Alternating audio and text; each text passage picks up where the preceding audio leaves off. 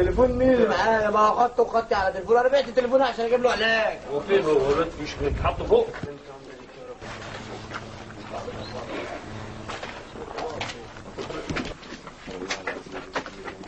الله ونعم لطيف يا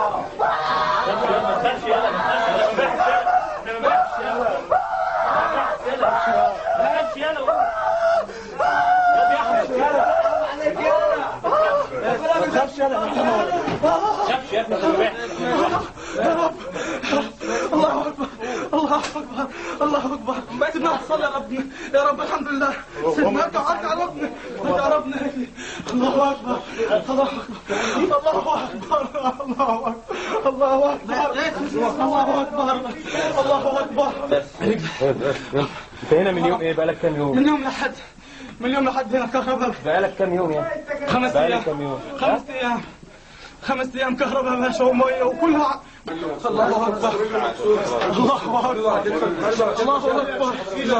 الله اكبر الله اكبر الله اكبر الله اكبر الله اكبر الله اكبر. ربنا ينصركم ربنا ينصركم. الله اكبر الله اكبر. جايبني في عماره مهجوره ما فيهاش سكان.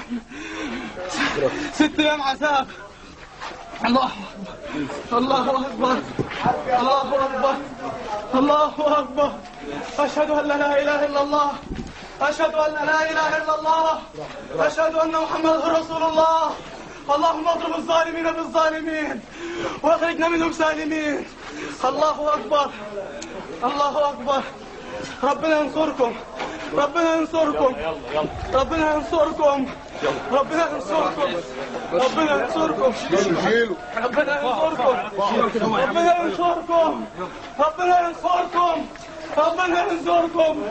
الله اكبر. ايه بقى اللي حصل؟